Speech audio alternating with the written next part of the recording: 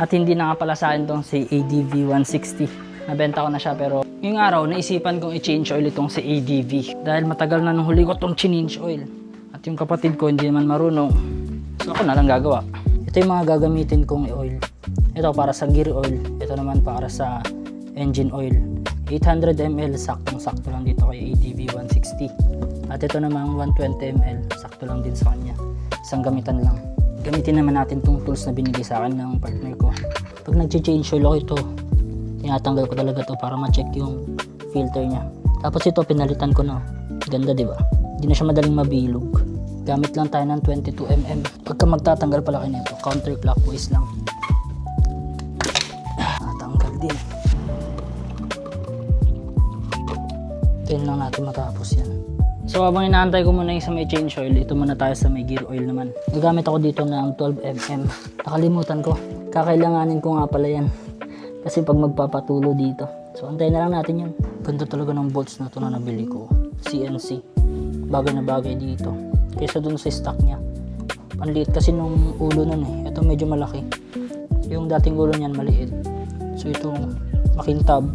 Maganda. Hindi siya madaling mabilog. Ayan o, nakalagay o. Hang. Tsaka matibay ito ha. Tanggalin na rin natin yung nasa ilalim niya. Gamit lang din kayo ng 12 mm. Counterclockwise ulit. Ang higpit ng pagkakalagay. Walang tumulo ah.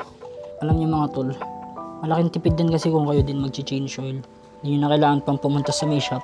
Pero kung may time naman kayo, may pera naman kayo, punta na rin kayo sa shop syempre. Okay, lagay na natin nga sa ilalim. Pag higpitan nyo nga pala to mga tol, dapat konting higpit lang, hand tight lang. Kasi mahirap yan, baka bumilog yung bolts nyo. Clockwise lang mga tol. Ayan. Dito mga tol dapat hand tight lang din. Huwag masyadong mahigpit. Kasi sa next change oil nyo mahirapan kayong yan. Tapos ito naman yung next natin na iti-drain. Ganun ulit, counterclockwise lang. Haba na ito ah. Okay pa naman yung gear oil niya. Kasi pag nag-change ako ng gear oil, every other change oil lang ako. Kayo ba? Paano kayo change ng gear oil tuwing kailan? Comment nyo naman sa baba. Tapos tanggalin na rin natin dito. Higpit ah. Ito yung nahirapan ako sa Honda. Kapag mag-gear oil. Kasi ganyan sa Yamaha kasi, nasa ibabaw. Kapag magre-refill ka, nasa ibabaw na lang yung paglalagyan ng gear oil. Ito medyo mahirap eh. Kasi nasa gilid. Kailangan mo medyo itagilid yung motor kapag papalitan mo na siya. Ito yung sinasabi ko mahirap kasi tinan nyo, gaganyan. Kailangan nyo pang ipatagilid yung motor. Itagilid mo ba? Diba, napaka-hassle. May tendency kasi na baka matapon eh. Although, hindi naman siguro. Pero kapag mag-isa kang mag-change ng gear oil, medyo hassle. Ito nga pala, may natira pa ako na Pertua shot. Lagay ko dito sa may engine oil. Oil and metal treatment. Pwede naman, optional lang naman yung paglagay nito. So, ihalo lang natin siya dito.